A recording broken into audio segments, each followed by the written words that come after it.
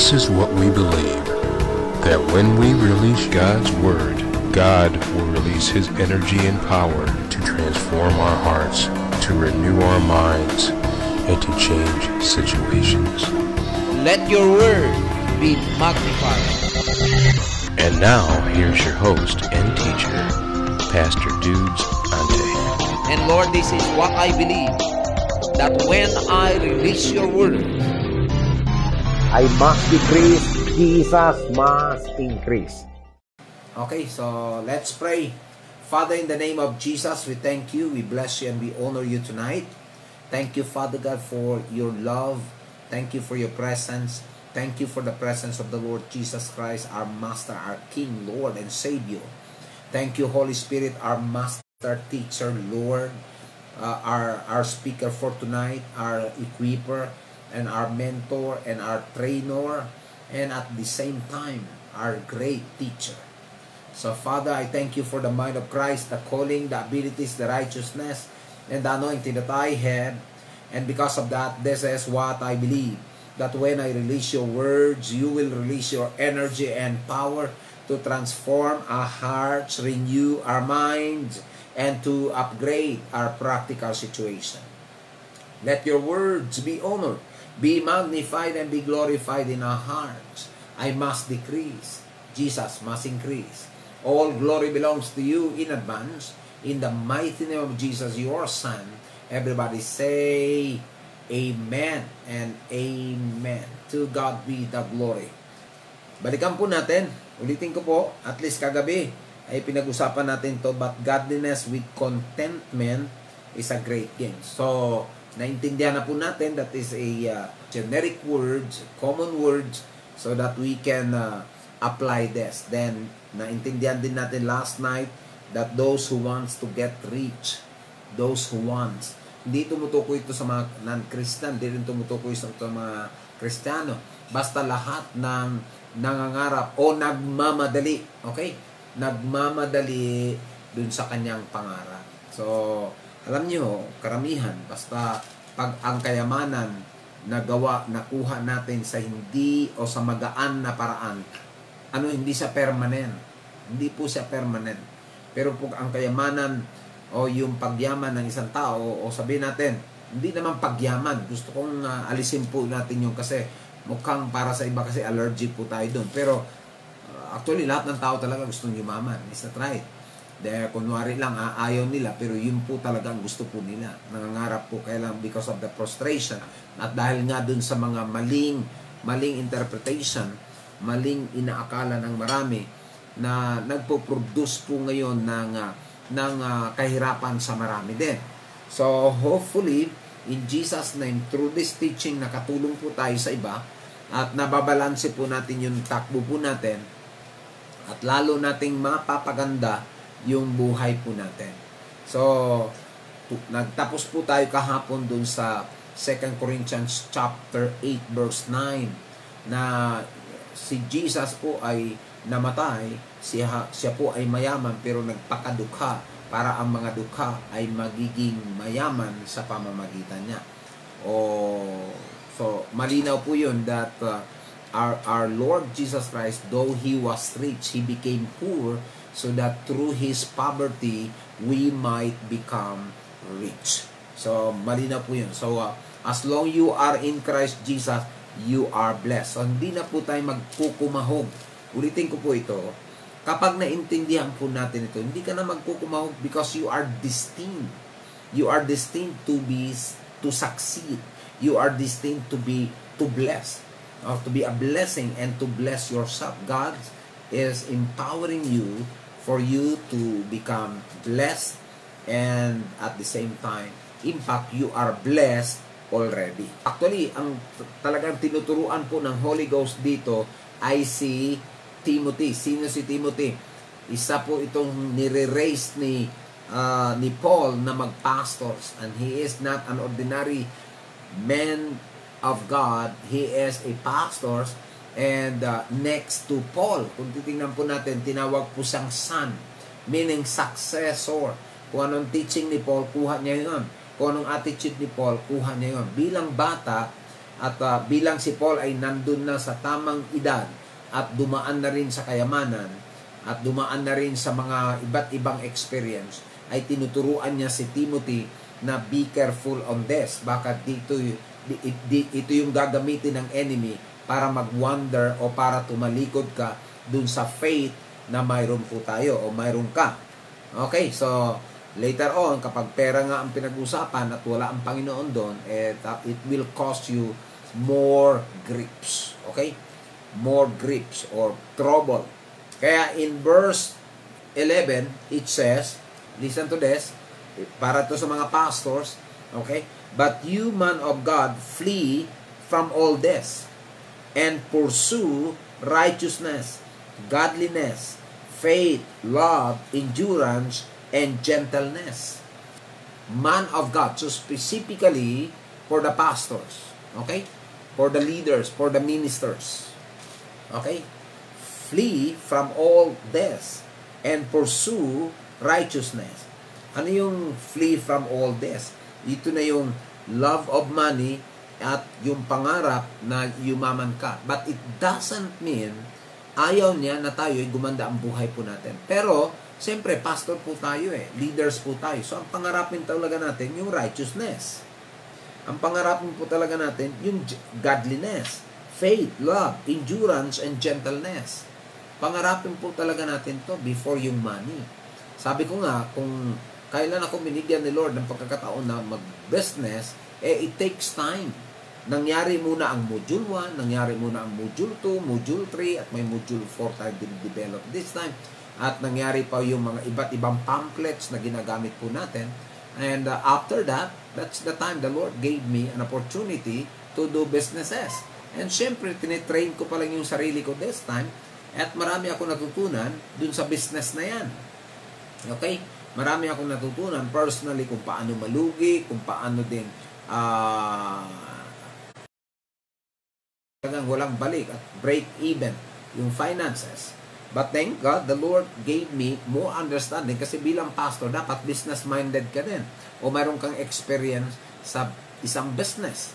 May experience ka malugi kasi hindi mo maintindihan yung mga businessman, businesswoman na nalugi po sila. Alangan puro ko na lang spiritual and they will not listen to you, but instead pupunta sila, okay? Pupunta po sila dun sa iba't ibang mga counselor regarding business. Okay? But you, man of God, flee from all of this and pursue righteousness and godliness, faith, love, endurance, and gentleness. Then fight the good fight of the faith.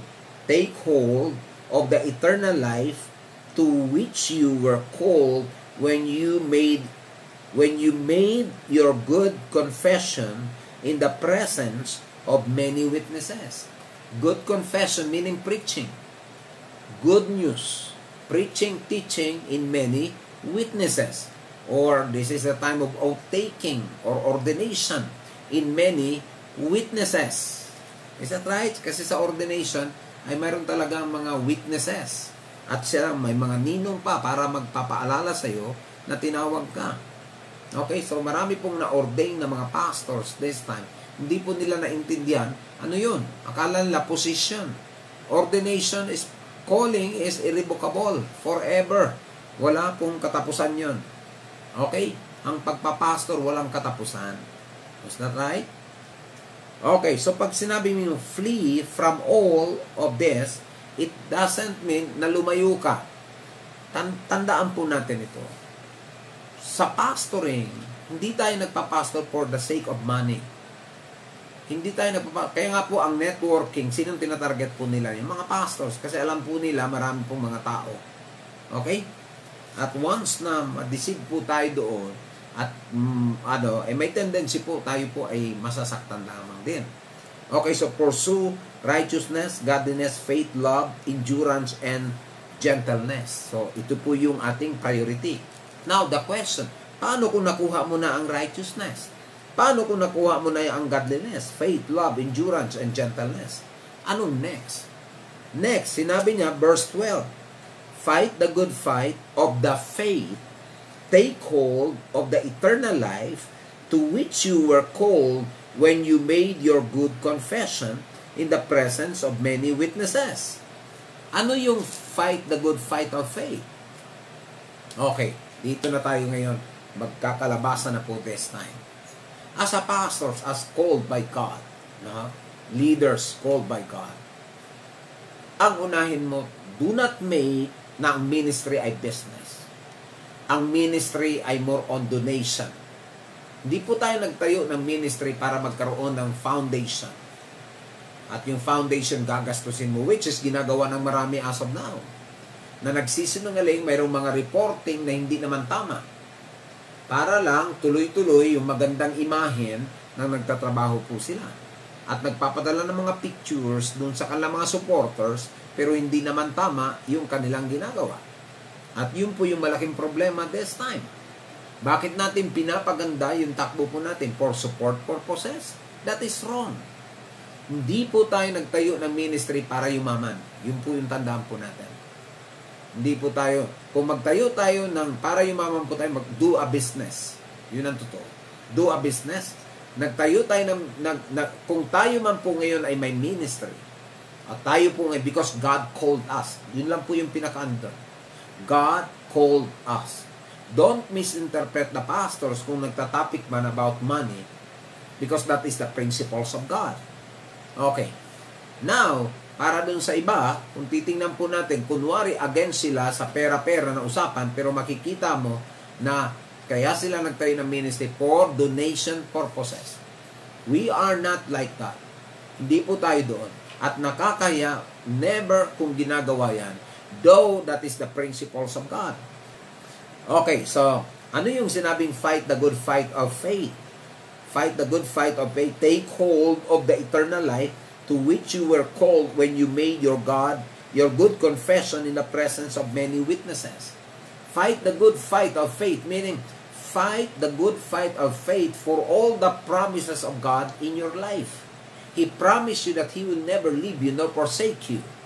Is that right? He promised you that He will provide your needs. He promised you. Ano yung needs mo? Including car, including house, including the property kung gusto mo. It depends on you. Kasi kung ano yung faith mo this time, it shall be done unto you. That's why we, as pastors, we should live by faith and not by sight. And all the businessman, businesswoman, and all the professional should do like that. They should live by faith and not by sight. How can we influence them na tayo mga pastors living by faith talagang nagdidikdik lang ng asin o nagdidildil sa asin o pagkain natin ay talagang walang-wala kasi living by faith. Now, living by faith is more than that. That is not my imagination of faith. Faith is the currency of heaven. Faith is currency. If you want to have an access in heaven, you need to live by faith and you need to have faith like Jesus. Is that right? At yun po yung ating isa sa pinag-usapan this time. Pursue righteousness. That's why lahat ng mga businessman, lahat po ng professional, lahat ng mga tao, unahin po natin sila idaan sa proseso.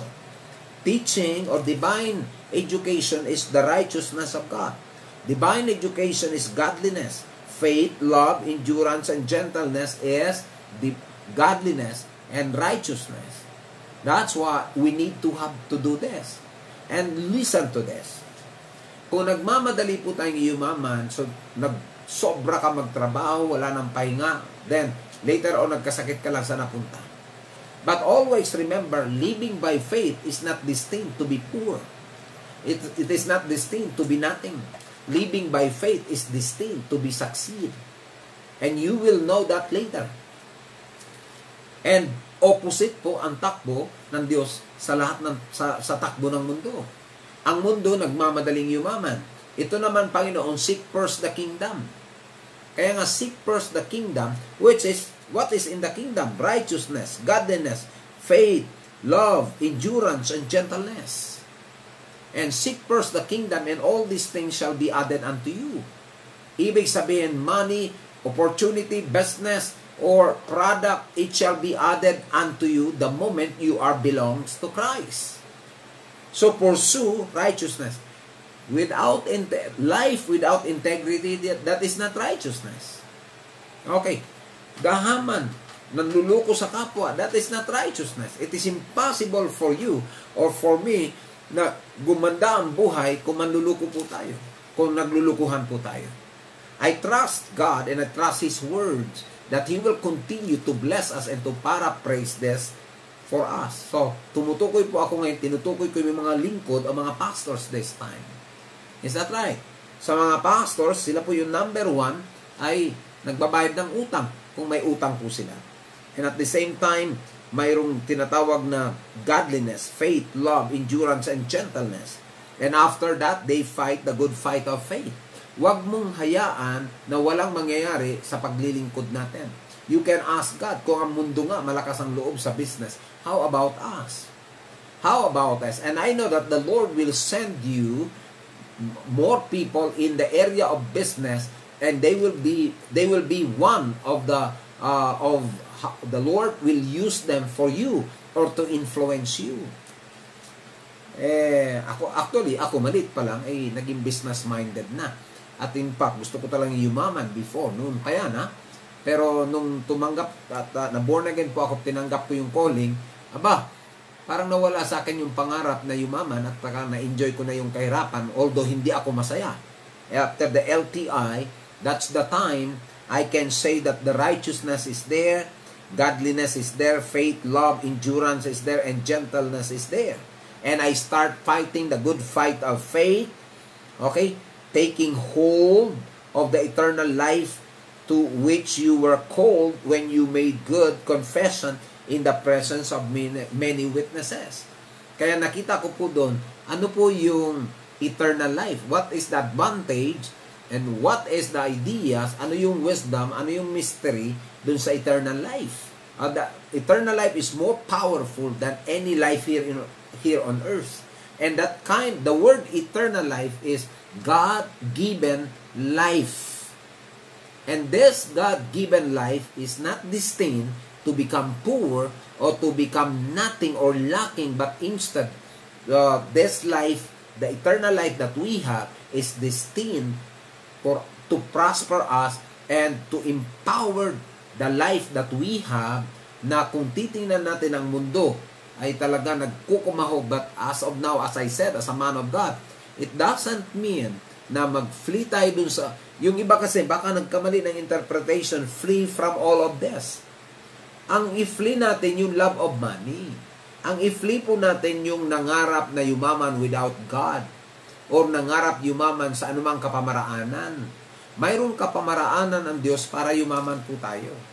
Pero mayroon din kapamaraanan ng mundo para mabilis, pero mabilis ding mamatay, o kaya magkasakit-sakit din po tayo. Okay, so balik po tayo ng kaunti dito. We will discuss about our identity. Faith ang pinag-usapan ko eh. Fight the good fight of faith. Kasi bakit niya sinabing fight the good fight of faith? Kasi pwede kang matangay ng mundo. Pwede ang mundo, kaibigan mo, pwedeng sabihin, oh, bakit nagkaganyan ka? Bakit ka naglalakad? Diba? Classmates, bakit ka naglakad? Ay, pasensya ka na kasi ito na yung buhay ko ngayon. Bakit? Ano bang trabaho mo? Nagpapastor po ako ngayon. Oh, bakit ka nagpastor? Ang talino po naman. Bakit ka nag-resign? Bakit ka nag-work? Ano ba naman nangyari sa'yo? Sayang kung ikaw ay nagpatuloy sana kung sana kung tinuloy mo yung profession, di ka na ganyan. Yun po yung pwedeng makahamon po sa atin at bibitawan natin ang ating ministry, o bibitawan natin, o i-abandon natin yung ating divine calling. But don't forget to remember, before the divine calling, as long you are in Christ Jesus, you are His sons. You are God's children. If you are God's children, if we are God's children, I tell you this one, you need to have faith na walang anak ng Diyos na kakapusin at maghihikaw sa buhay na ito. If you are God's sons, kung ikaw ay anak ng Diyos this time, John 1:12, sa lahat ng tumanggap at nanalig kay Kristo ay binigyan ng karapatan maging anak ng Diyos. Hindi magiging Christian, kundi anak. Sometimes ang ating mentality, we are Christians. Okay, that is our mentality. We are Christians. Ang dami nagkiklaim na sila ay Christian. But still, their attitude is napakalayo kay Christ. Yes, our front, wala naman nagsasabi. Alangan sabihin natin ngayon na anak ako ng Diyos. Napakayabang naman po natin. Pero the truth is this. John chapter 1 verse 12 to 13. Yet to all who receive Him, to those who believe in His name, He gave the right to become children of God. So malinaw po ito. You and I are children of God. Children of the living God. We are not a Christian. That is the foundation that we need to understand. You are not the workers of the church. First, bago ka nagpastor, bago ako nagpastor, anak muna ako. Yun yung sinasabing fight the good fight of faith. You are not an ordinary man. And I can say, because this is the truth. My question is this. Do you believe that you are His sons? Anong tawag natin sa Kanya? God, Lord, or Father? Kung Father, anak ka.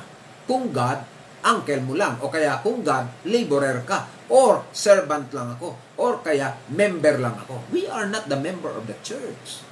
We are not just the member of the body of Christ. We are sons of God because you are belongs to Christ. If you are belongs to Christ, don't forget your identity. You are sons of God. You are not just a Christian. Hindi ka lang Kristiyano.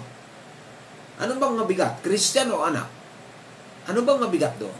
Anong pinaka-the best doon?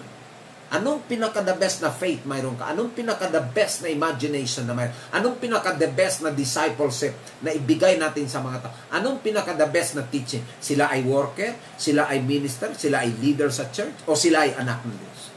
Pag anak, ibang klaseng usapan yan. Mayroon tayong mga anak, is that right? Wala pong mga magulang na ang anak ang nagtatrabaho para sa kanila. Sila muna ang nagtatrabaho para sa kanila. They fight the good fight of works. Kahit na sinisigawan, minumura ng mga tao, still nagtatrabaho sila for the sake of their children. Yun po yung totoo. And I tell you this one, our Father in heaven, He is so responsible for you and for me as His Son. If He is rich, He owns heaven and earth and under the earth. All things were created in Christ Jesus. How much more sa'yo this time? Know your identity. My identity is not only a pastor. No. My identity is not only a Christian or leaders or man of God. I am God's son. I am one of the children of the living God. You are. I am. Amen. So kung anak ka, wag mo namang ipagmayabang na anak ka. Ang importante, silent mo lang yan. Okay, napag-usapan lang po kasi natin ito because training. I don't care kung ano ang magiging dating nito sa iba, but I tell the truth. And the truth will set us free. You are God's sons. You are not the members of any organization. You are God's sons. You are His children. You are belongs to Him. You are part. So once you are His sons, anong mangyari? You are heirs of God. You are, ano yung heirs? Tagapagmana. Kung tagapagmana ka, ipaglaban mo. Anong namana natin sa Diyos? Kahirapan? Anong namana natin? Karamdaman? Palagay ko hindi. Palagay ko nagkamali po tayo doon. Yun yung sinasabi ni Paul, o ng Holy Ghost kay Paul. Sabi niya, kayong mga lingkod ng Panginoon, flee from the love of money. Flee na nangarap pa kayong yumaman, but instead, pursue righteousness. Kasi as long you are God's sons, as long you are God's children, you are rich already. Kasi ang gumawa ng langit at lupa, gumawa ng mga halaman, nagbigay ng tanim, nagbigay ng mga kahoy na namumunga, nagbigay ng mga kahoy na gawing lamesa, nagbigay ng mga kahoy na pwedeng gawing bangka, nagbigay ng mga bakal, yung mga bronze na yan, gold na yan, is your now Father in heaven. He is your Father. Siya yung ating Ama na nasa langit. That's why, if you know that you are His children, one of His children, fight the good fight of faith that you are heirs, the heirs of God. Hindi ka usher sa church. Hindi ka worker sa church. Hindi ka pastor ng church. Is that right? You are sons of the living God. You are sons and daughters of the living God. Amen. And I pray that in Jesus' name, wala pong maging anak ng Diyos na mayabang this time. As a pastor, iwasan ka man ng mga tao, walang makinig sa'yo, walang magtiwala sa'yo, hindi ka pinakinggan, sinasabihan ka walang anointing. Do not worry. Do not worry. That is not, hindi po yun ang pinakamasayang buhay po natin. Ang pinakamasayang buhay po natin, ako at ikaw ay naging anak niya. At yun po yung aking mentality as of this moment. That's why anytime I pray, I call Him Father. I did not call Him God. Sometimes Father God. Pero at least Father, I need to practice that. Kasi pag sinabing Father, meaning I am His Son. It really helped me na magiging conscious ako, naging anak ako niya. Now, babasahin ko po sa Romans chapter 8, verse 15 to 17. Sinabi niya, "Not receive a spirit that makes you a slave again." Being a workers, may tendency, mayroon tayong slave mentality. At ayaw nga ng iba na maging workers po tayo ng church kasi ayaw nila magpasakop. Kasi for them, pag nagpasakop ka, you are, okay? Pag nagpasakop po tayo, for them, you are slave. Kaya napakahirap ang submission ngayon kasi for them, ang mentality, once you are submitting to another person, you are slave of them. Now, ito naman din mga leaders sa church, talaga namang medyo may dating, talaga namang napakayabang din. Is that right? Ngayon, ipe-personal ko ito as dudes. For I did not receive a spirit that makes me a slave again to fear, but I received the spirit of sonship. Hindi Christian, sonship. The Spirit Himself testify, by Him I cry, Abba, Father. The Spirit Himself with my spirit that I am born, that I am God's children. Now, if I am His children, then I am one of His heirs, and heirs of God, and co-heirs with Christ. If indeed I share in His suffering, in order that we may also share in His glory. Kaya po naging martyr po tayo this time. At kahit na ayaw ng mga tao na sa ministry o sa larangan sa ating pinasok na gawain, na kahit na ano pang mangyari, pinagtawanan man, you are martyr. Ang totoong nagpakamartyr, kung mabait kang anak at nagmamahal sa magulang, ang unang magiging martyr sa business mo, anak mo yon. Ang unang dapat na tumulong sa business mo, anak mo yon. Dahil tatay ka at dahil anak mo sila. Is that right? Pero ngayon, ilan sa mga anak, okay, mga anak ng pastor, hindi naging martyr sa trabaho ng kanilang tatay. Instead, pasaway pa. Instead, sila pa yung number one may vices at pasaway inside. Kaya nga gusto ko itong mga anak ng pastor Gusto ko dapat kasi I've been that. Ako po yung isa doon. Kung sinong kinikilala mong pastor, yan ang suportahan mo. Is that right? Yan ang suportahan po natin. Yun po yung gusto ko makita this time. Kinikilala mo ba yung pastor mo na pastor mo this time? Nasaan ang support mo? Nasaan yung pag-build mo sa kanya? Nasaan yung pag-build mo sa kanyang pagkatao? Nasaan? O number one kang inaatake siya para makuha mo yung influence ng mga tao? Para maagaw mo sa kanya? You need to build your daddy, your tatay. You need to build your nanay. Kahit anong itsura pa nila, you need to be proud that they are your parents in this world. How about our God? Sometimes nagtataka nga po kung bakit hindi naging martir ang mga pastors ngayon sa ministry ng Panginoong Jesus at ministry ng Ama. At even sa prayer po natin, malalaman nyo po na hindi po tayo conscious na anak. Kasi even sa prayer, anong sinasabi natin? Panginoon, salamat Panginoon. Oh Lord God.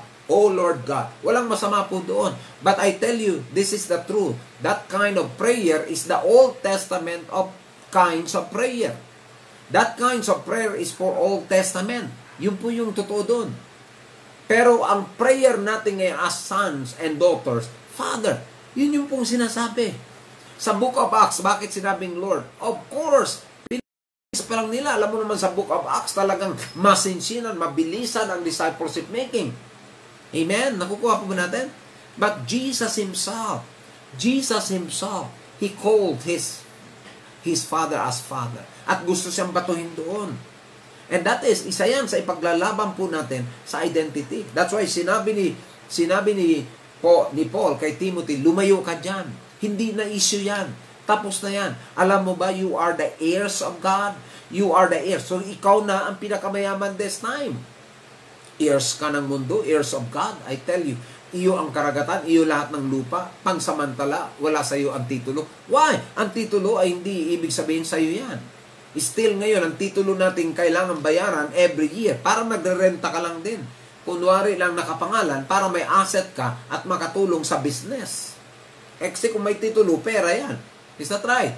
Pero kung tutuusin, bahay mo, sasakyan mo, hindi pa rin pagmamayari natin yan. Kasi hindi nga tayo makakatakbo kung wala tayong registration. Tapos ang bahay po natin, pag hindi natin nabayaran ng amilyar, ang asset natin, pag hindi natin nabayaran ng amilyar, ano mangyari? O ano ipaglalaban natin ngayon? Amen. Pero you can use that. You can use it para gumawa ng pera. Okay? Para isangla o kaya para malugi man o hindi, at least mayroon kang titulo doon. Tapos na. Pero siyempre, kung matalino ka, if God is with you, I tell you, God Himself will help you to profit. Amen. Hindi tayo nagpapastor for position, for promotion. Hindi tayo nagpapastor doon. Sinong tumawag sa'yo? Sinong tumawag sa akin? Si Jesus man tumawag, so siya ang nagmamayari sa'yo.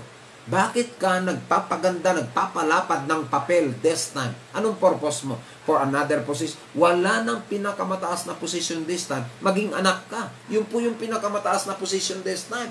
Kaya mga tao nagkukumahog, gusto mag-minister, nagkukumahog, gusto mag-pastor, gusto maging bishop pa, gusto maging reverend. Anong dahilan? Pag lumabas na ang pinakamataas na calling, ang pinakamataas na trabaho, position, tayong mga pastor, kawawa naman yung hindi pastors. Kawawa naman yung hindi nagpapastor. Kayo tuloy, kahit hindi tinawag, nagpastor na rin para sila ay matawag na blessed din. No. You are His sons. Kung nagpapastor man ako ngayon because God called me. Kung tutuusin, ayaw ko mo dito sa aking trabaho. Kung tutuusin ko. Ay, marami akong dinaanan ng mga tao na nagsasalita against me, gustong pabagsakin. Thank God. The Lord gave me, encouraged me ng pinakamataas na position this time, maging anak ka. Ilan sa atin ang gusto maging anak ni Henry C? Ilan sa atin gusto maging anak ng Amerikano, gusto maging anak ng ganitong tao? Why? Gusto, kung pwede nga lang, sabi, sana ako na lang yung adopted. Is that right? Ha? Kasi yung natural daddy, natural mommy, hindi kayang ibigay. Samantala yung mga na-adapt, ito po yung mga maganda ang kalagayan this time kasi hindi ka pwedeng i-adapt kung walang mamanahin. Walang ibibigay na mana sa iyo. Ikaw ngayon ay nalaman mo na adopted ka. Mag-rejoice ka at magpasalamat ka. Kaya tinawag din tayong adopted in Christ Jesus. Na in Christ, na-adapt tayo. Ngayon, dati galing tayo sa kingdom of darkness. Ngayon, nasa kingdom of light. Dahil kay Christ. So, always remember, you are, I am. Hindi ka music ministry. Hindi ka musician. Hindi yan ang original na position mo. Ang position mo sa kingdom of God, you are His sons, you are one of His sons, and you are one of His daughter. Now, if you are His sons, you can cry, you can say, Father. Doon na lang sa prayer, bagsak na At yan po ang pinaglalaban ni Timothy. Yan ang sinasabi ng Holy Ghost, Holy Spirit, fight the good fight of faith. Ibang-iba ka, ibang-iba po tayo, sana sa iba. Ang nangyayari naman, katulad din tayo ng mga Christian na walang alam sa salita, na mga Christian na hindi nag-aaral, because you are not conscious that you are His sons. And wala tayong puso sa ministry ng kanyang ama. At number 1 pa tayong pasaway. Number 1 pa tayo. Biro mo, nagkukwit. Ha? Nagkukwit. Alin dun sa akin pagka, a month or every quarter or annual, 1,800 pastors ang nagkukwit. Kung a month man yan o annual man yan, malaking bagay po yun. Kung yearly. Is that right? 1,500 to 1,800 na mga pastors ang nagkukwit at hindi na po nagpa-pastors this time. Dahil hindi nila naintindihan. Kasi nga, akala nila ang pastoring masaya. Akala nila ang pastor nakabaro, maraming kumakamay sa'yo. Is that right? Maraming mga taong medyo nakikinig sa'yo. Hindi naman lahat nakikinig sa'yo. Is that right? Nakatingin ang mata, tulog pala. Buka ang mata, pero tulog. Hopefully tonight, in the name of Jesus, the Holy Spirit remind you na kung magpapastor man tayo this time, you have the thoughts of being sons and daughters. Son. That is our Christian living. Sons of God. And our citizenship is in heaven. Hindi ka taga-mundo. Paglaban po natin yan. Yun yung sinasabi dito, but you, man of God, flee from all of this and pursue righteousness, godliness, faith, love, endurance, and gentleness. Then fight the good fight of faith. Ano po yun? Ano po yung paglaban natin sa faith? That you are one of His heirs. Heirs of God. Co-heirs of Christ. Tagapagmana ka, tagapagmana.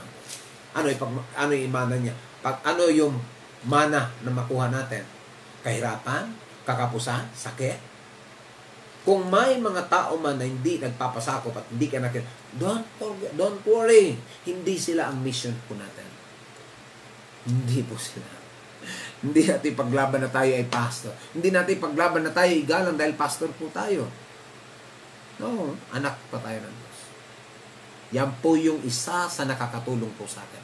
Matthew chapter verse 9, it says, "This then is how you should pray." Ang sabi niya, Our Father. Our Father in heaven, hallowed be your name. Sino po ang nagturo nito? Si Jesus. So kung turo ito ni Jesus, ito yung dapat natin ituro sa mga tao. Luke chapter 11, verse 1. Sinabi niya, He said to them, when you pray, say. Mas malinaw po ito. When you pray, say, Father, Father, hallowed be your name. Your kingdom come. Give us each day our daily bread. Gusto ko lang po dito yung Father. Sa Bisaya, puro Ginoo. Salamat, Ginoo. Ginoo. Bakit hindi natin i-practice, isahin natin this time, yung salitang amahan o salitang Father? Listen. This is our work. This is our work. Yes, you are a pastor. You are called by God.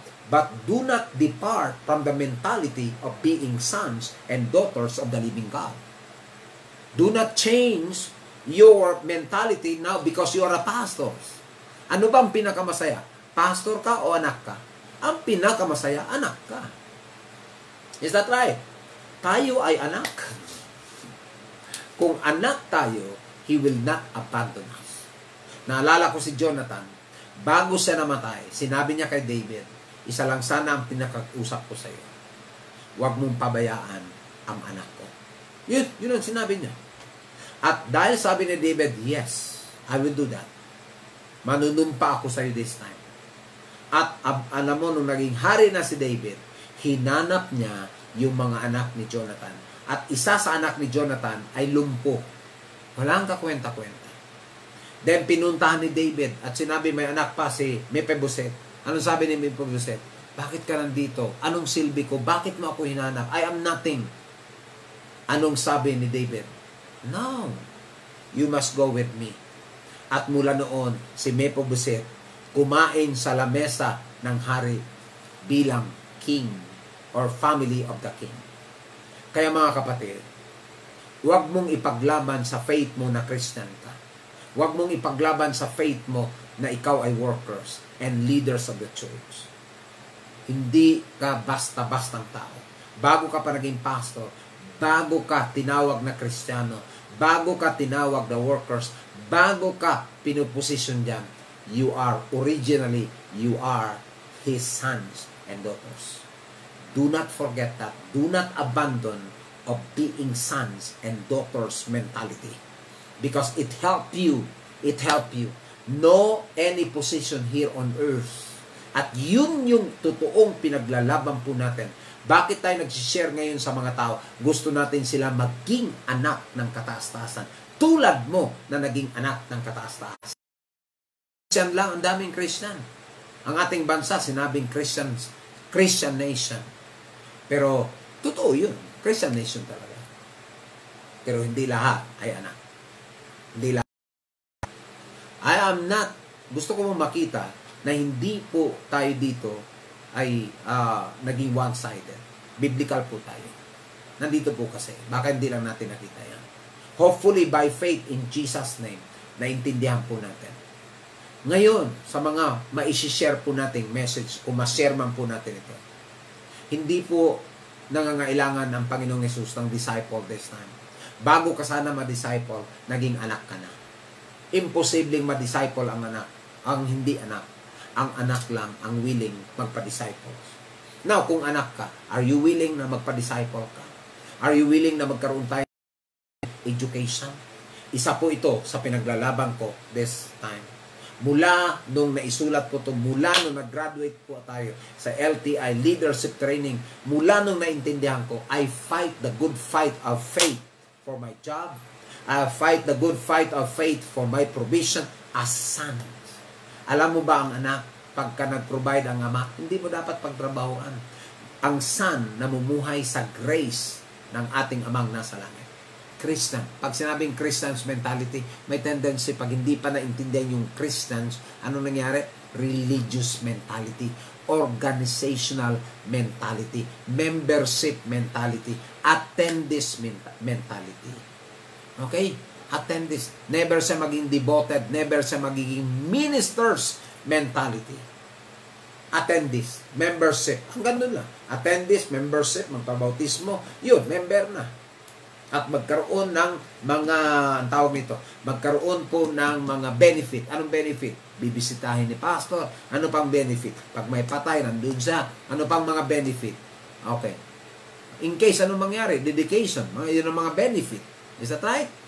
Lahat ng mga nasa church, lahat ng nakay Kristo, they are sons of God. They are daughters of the living God. And your Father in heaven is so responsible and He is your provider, lalo na pag nag-grow ka, lalo na pag nag-grow po tayo. Amen! So, mga kapatid, mga anak ng Diyos this time, mga ministers of the living God, mapapasahan po natin ang final test. May papapasahan po natin ang final test. Hindi po tayo magiging love of money. Mapapasahan po natin ang test of money kung conscious po tayo na tayo po ay anak ng Diyos. Amen? Kung tayo po ay anak ng Diyos, number 1 kang devoted and martyr. Pag sinabing martyr, we are not pastoring for money. Hindi tayo nagbi-visitation for money. Hindi tayo nagbi-visitation hindi tayo naging masipag sa ministry for the sake of money. No, that's wrong. Mali po. I can tell you that is wrong. Hindi po tayo for donation. Hindi po tayo namimilit na, magbigay kayo. Hindi po natin pinaglalako ang ministry. Hindi po natin pinaglalako. Tinuturo natin sa mga tao kung magpaturo, kung ayaw, di wag tayo. Importante tayo mga pastors, we pursue righteousness, godliness, love, endurance, faith, and at the same time, gentleness. Yun po yung kaibahan po natin. As man of God. In the book of Galatians, chapter 4, verse 1, what I am saying is that as long as an heir is under age, he is no different from a slave, although he owns the whole state. Although we own the whole state, that as long we are under age, ano ba yung under age? Immature. As long we are immature, hindi lalabas yung power ng pagiging anak. Okay? So, pag nag-mature, lalabas ang benefit ng pagiging anak. So, pag anak, this time, pursue righteousness. Pursue godliness. Pursue endurance, love, faith, and gentleness. Pag nangyari po yan, that's the time, aangat na ang pagiging anak. Kasi once na umangat na po yun, walang righteous na tao, walang nagpursue ng righteousness and godliness, and at the same time, love, faith, and endurance, and at the same time, gentleness, na nagpukwit o nagmamayabang. Wala pong ganun. And I pray, after this, makapag-isip-isip po tayo. Always remember, you are His sons and daughters of the living God. At kapag anak ka, you are heirs, okay? You are righteous, you are holy. That's why the Bible says, that's why the Holy Spirit and through Paul said to kay Timothy, pursue holiness.